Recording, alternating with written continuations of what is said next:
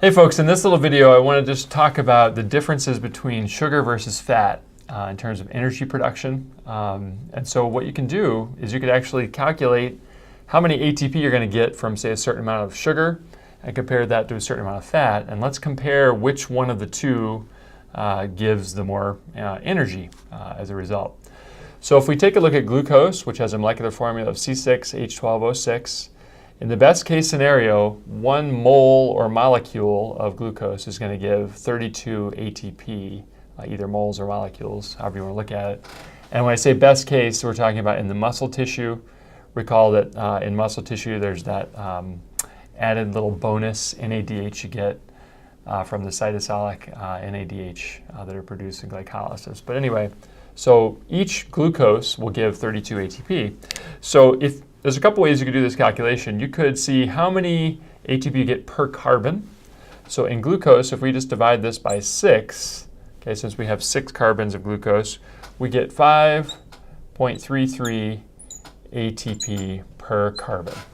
All right, so that's how much ATP you end up getting out from glucose.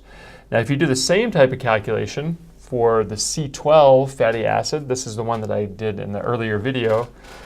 Best case scenario, you ultimately would get 78 ATP from that. So if you now divide that by the total number of carbons, which is 12, you get 6.5 ATP per carbon.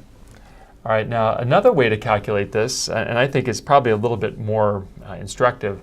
Let's say we had 100 grams of glucose and 100 grams of this fat. In like a nutrition class, that's typically how you would be presented this. You'd have a certain mass of some compound. So let's compare how much energy we get out from 100 grams of glucose versus 100 grams of the C12 fatty acid. So if I had 100 grams of glucose,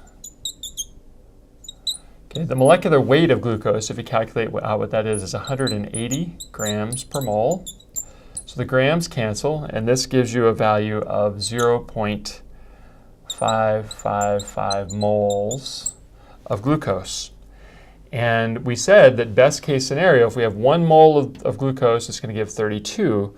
So now all we have to do is multiply this times 32, and that gives us a value of 17.5 moles of ATP per 100 grams glucose. Okay, so that's a fairly significant amount of energy. But let's do the same calculation now with the fatty acid. So up above, I gave the molecular formula for the C12 fatty acid. It's C12H24O2. And to do this calculation, again, we're doing 100 grams of the fatty acid.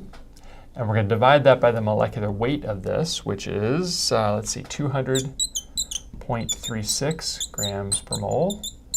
My grams cancel, and that tells me I have 0.499 moles of my fatty acid. And we said that each mole of fatty acid is going to give, best case scenario, 78 moles of ATP. So now I multiply that times 78, and I get a value of 38.9 moles of ATP per 100 grams of fat. At least this particular fat, the C12 fat. So notice then, there's approximately 2.2 times more energy in the fat. Okay, so the fat is going to give a significant amount more, ultimately, ATP when it's completely oxidized than, say, a sugar would. And if you look at why that is, look closely at the molecular formula of glucose.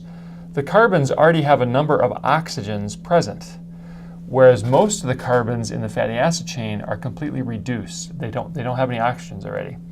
So in general, the process of oxidation is what produces energy. So there's more ability for this compound to become oxidized than there is for glucose, because glucose is already sort of halfway oxidized. All right, so I hope that clears up this sort of debate, which one gives more energy. Ultimately, fat gives much more energy per unit weight or per mole than sugar would. All right, so I hope that helps, guys. Good luck.